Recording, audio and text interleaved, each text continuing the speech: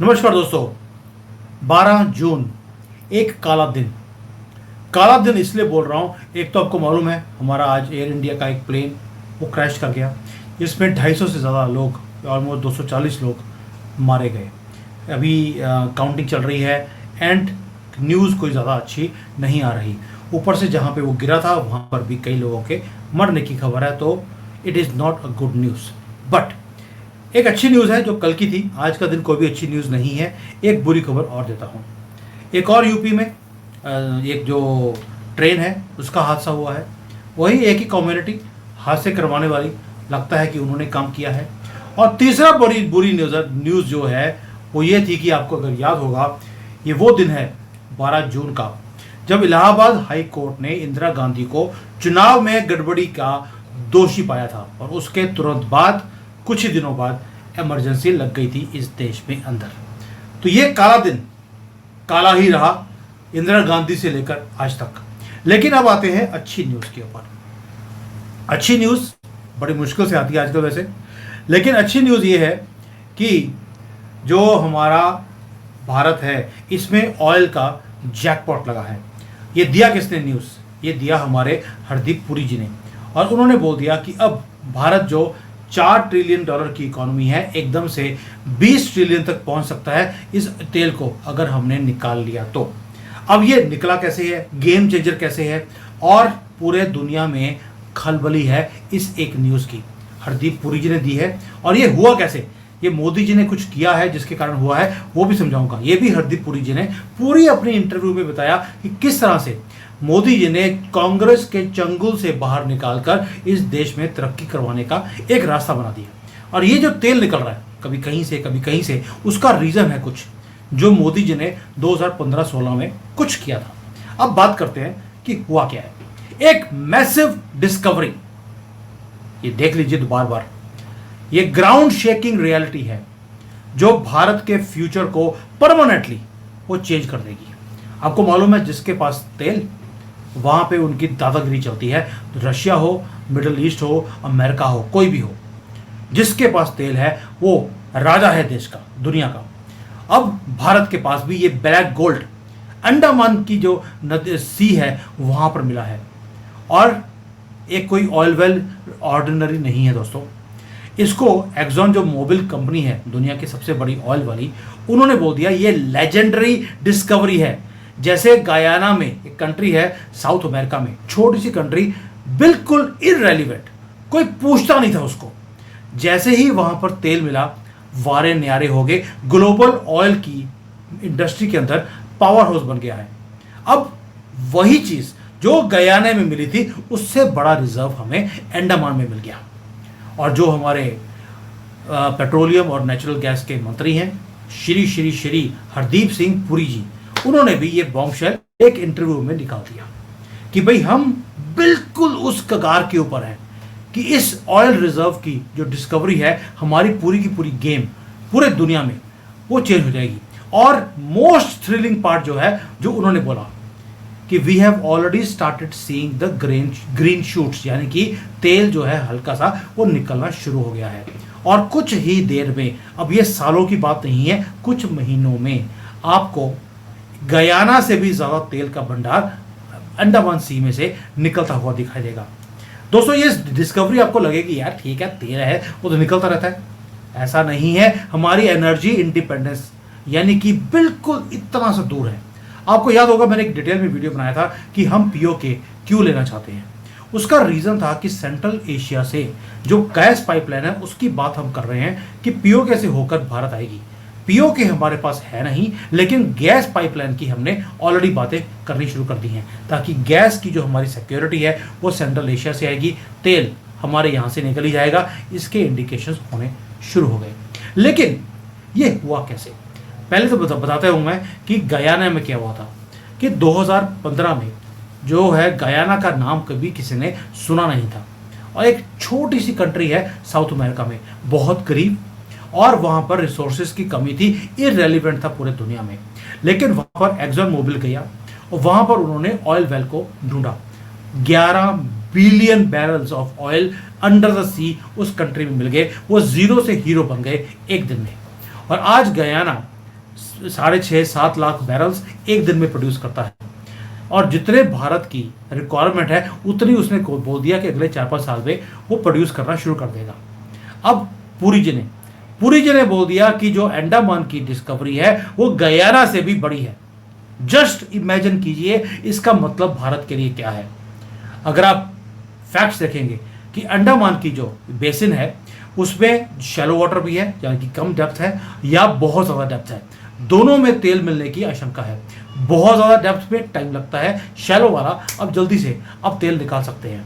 इसको बोलते हैं क्लास कैटेगरी 2 बेसिन, यानी कि रिजर्व्स हैं लेकिन अभी अनटैप्ड है, ये कंफर्म हो गया है।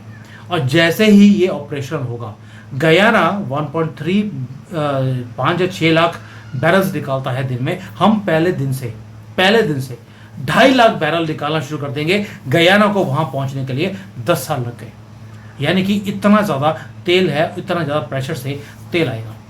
दोस्तों आप सोचिए, ये अच्छे दिन, अभी मोदी जी बोलते थे अच्छे दिन आएंगे, इससे अच्छे दिन क्या आएंगे।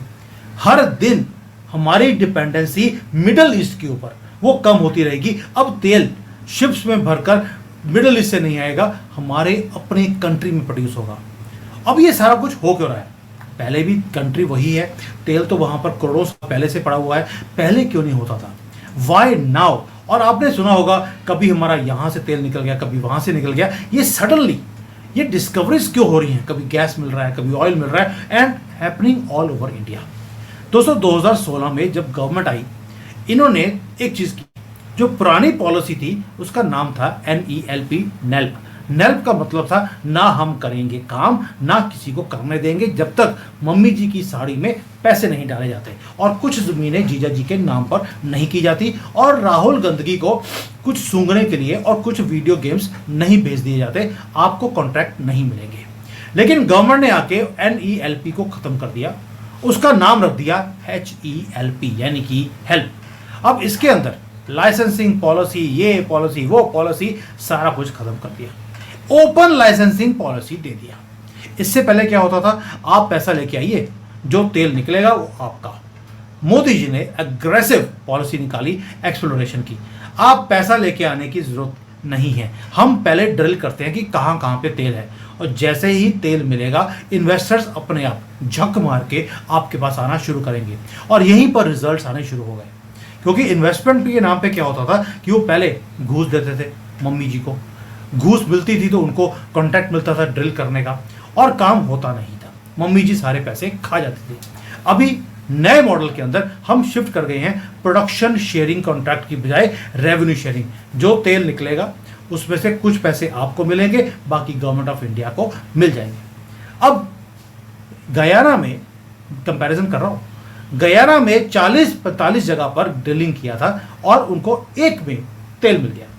भारत के अंदर ऑलरेडी हम 550 जगह पर ड्रिल कर चुके हैं, और 100 जगह ऐसी हैं जहां पर लगता है कि भाई यहां पर तेल मिलने की आशंका है, और बाकी के डेवलपमेंट चल रही है 400 जगह पर। यानी कि एक पॉलिसी चेंज किया, जहां से मम्मी जी को बाहर निकाला, रेवोल्यूशन लेकर आगे मोदी जी एनर्जी सॉवरेनिटी के अंदर। क्यों? क्योंकि जमीन से जुड़े हुए हैं, जमीन में से तेल कैसे निकालना है वो मोदी जी जानते थे। अब हैरानी की बात देखिए, जैसे ही हमने पॉलिसी जो चेंज किया है, पूरे भारत में आपको तेल मिल रहा है। याद होगा बलिया उत्तर प्रदेश, वहां पर आपको हाइड्रोकार्बन रिजर्व्स ऑलरेडी मिल गए हैं। बिहार में ONGC ने एक्टिवली ड्रिलिंग करनी शुरू कर दी, और वहां पर भी आपको गंगा बेसिन में तेल मिल रहा है। नॉर्थ ईस्ट के अंदर ऑलरेडी हमारी सर्वे चल रहे हैं, आशंका है बहुत बड़े रिजर्व्स नॉर्थ ईस्ट में मिलने वाले हैं। और ONGC ने इसी साल फरवरी के अंदर भी डिक्लेयर किया था कि वो और ज्यादा एरिया एक्सप्लोरेशन के लिए रिलीज करने वाले हैं। यानी कि सिर्फ ONGC ही नहीं लगा, अब जो ग्लोबल जायंट्स हैं, दुनिया की बड़ी बड़ी कंपनी, टोटल है, एक्सॉन मोबिल है, ये सब अब लाइन लगा के खड़े हैं कि हमें आप ऑयल सेक्टर के अंदर एंट्री दे दीजिए, हम इन्वेस्टमेंट करने को तैयार हैं।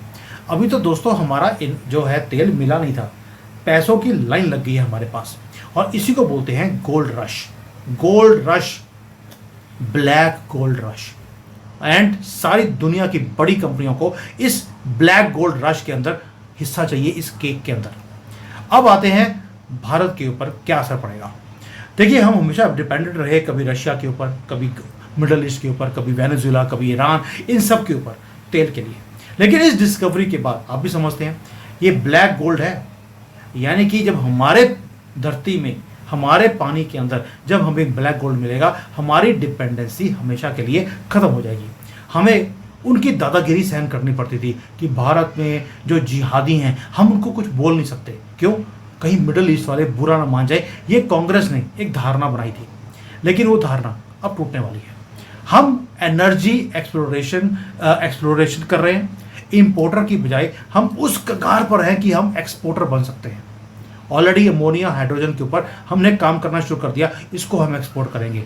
अब जो ग्लोबल इंस्टेबिलिटी है, आगे आगे जाकर युद्ध बढ़ने वाले हैं, ये हमें पता लग गया। ऑयल प्राइसेस भी बढ़ने वाली हैं, जियोपॉलिटिक्स भी हीटअप होने वाली है। इसलिए अब जाकर महादेव की ऐसी कृपा हो रही है कि तेल हमें अपने ही कंट्री में मिलना शुरू हो गया कि दुनिया में आग लगी हो, आग लगे बस्ती में, हम चले मस्ती में, वो वाला हाल होगा भारत का। अब ये है सारा कुछ जो हुआ है, लेकिन हुआ क्यों है आप ये देखिए। हमने अभी रिसेंटली 2025 का जो बजट था उसके अंदर हमने 1948 के लॉ को उखाड़ कर फेंक दिया, जो जवाहरलाल नेहरू जी का बनाया हुआ था। नेहरू जी कहते थे कि मेरे से पूछे बिना आप कोई काम नहीं कर सकते। तो हमने बोला नेहरू जी हम पूछेंगे नहीं, हमने बिल को उठाकर डस्टबिन में फेंक दिया। एक नया हमने ऑयल फील्ड का बिल लेके आ गए, जिसमें पुराने वाला बिल चला गया। इसमें क्लैरिटी है कि प्राइवेट सेक्टर की पार्टिसिपेशन हो सकती है। लाइसेंसिंग राज को हमने खत्म कर दिया, और जो नए फ्यूल्स हैं, हाइड्रोजन है, सोलर है, विंड है, इवन की अमोनिया है, उसको हमने ऐड कर लिया। यानी कि अब कॉन्ट्रैक्ट्स बिना पूछे ऑनलाइन अप्लाई कीजिए, कॉन्ट्रैक्ट मिल जाता है। और इससे जो ब्यूरोक्रेसी, वही बाबू लोग जो गंद डालते थे वो बंद हो गया, और मम्मी जी को जो पैसे पहुंचते थे वो भी बंद हो गए। अब इसका रिजल्ट है कि इन्वेस्टर्स लाइन लगा के खड़े हैं, और भारत को प्रोडक्टिविटी मिल रही है, इंडियन सिटीजन्स को प्रॉस्पेरिटी आगे जाके मिलेगी, अभी भी मिल रही है, और भारत तरक्की की राह पे है। दोस्तों, this is not just about oil, ये है राइज करता हुआ भारत का एक छोटा सा नमूना कि जब आपकी गवर्नमेंट आपके लिए काम करती है, देवी देवताओं को दोबारा से इज्जत देना शुरू करती है, अपने कॉरिडोर्स को दोबारा बनाना शुरू करती है, तो उन्होंने भी भंडार, वो कहते हैं ना, झोली भर के उन्होंने आपको देना शुरू कर दिया। माँ वैष्णो देवी ने आपको लिथियम दे दिया, महादेव ने अपने गंगा बेसिन में आपको तेल दे दिया, अब अंडमान में भी यही मिल रहा है आपको। धरती से लेकर समुद्र तक एक नया चैप्टर अपनी डेस्टिनी का वो लिखा जा रहा है, वो भी हमारे अपने रिसोर्सेज के साथ और अपने हाथ जो वहाँ पे काम करेंगे उनके साथ। वो गयाना हो या अंडमान, टाइड एक ही है। गयाना की किस्मत चेंज हो गई, हमारी होने वाली है। और ये ब्लैक गोल्ड इज नॉट कि हम अभी सोच रहे हैं अभी मिलेगा, इट इज ऑलरेडी हेयर। यानी कि black gold is here, future is here. India's energy independence कोई ड्रीम नहीं है, ये डिस्कवरी है हमारे नए फ्यूचर की। तो इसलिए जय हिंद लिखना मत भूलना, जय सिया राम लिखना मत भूलना, जो मन करे वो लिखना, लेकिन भारत की तारीफ करने से पीछे मत हटना, क्योंकि भारत अब राइज कर रहा है। ये जो न्यूज़ है ये पूरी जी वाली कि 20 ट्रिलियन डॉलर के रिजर्व्स हैं यहाँ पर, जो एक बेसिन में हमें मिलने वाले हैं, और हमारी कंट्री एकदम से 3 ट्रिलियन या 4 ट्रिलियन की बजाय हम सीधा 20 ट्रिलियन पे पहुँच सकते हैं। और मैंने इसके ऊपर बड़े डिटेल में एक वीडियो बनाया था कि अब तो आगे जाकर मोदी जी अपनी रीवैल्यूएशन भी गोल्ड बेस्ड करेंसी बनाकर उसको करने वाले हैं, यानी कि डॉलर 80-85 रुपए से $8 पे रहने वाला है। The working has already started. अगर आप देखेंगे हमारे पास जो रिजर्व्स हैं गोल्ड के, वो 850-900 टन ऑलरेडी पहुंच चुके हैं। We are working on gold backed currency, ताकि वैल्यू बने। और ये जो वेस्टर्न हेजीमनी थी कि डॉलर को हमेशा हमें बोलते थे वीक रखिए अपनी करेंसी को, और हमारे दुनिया के सबसे बड़े अर्थशास्त्री इकोनॉमिस्ट मनमोहन सिंह जी ने घुटने टेक दिए थे IMF और वर्ल्ड बैंक के सामने, और वैल्यूएशन में इसको नीचे गिरवाते गए। लेकिन अब पहली बार देखेंगे कि हमारी वैल्यूएशन भी बढ़ने वाली हैं। दैट मीन्स अच्छे दिन आ चुके हैं। थैंक यू, जय हिंद, वंदे मातरम।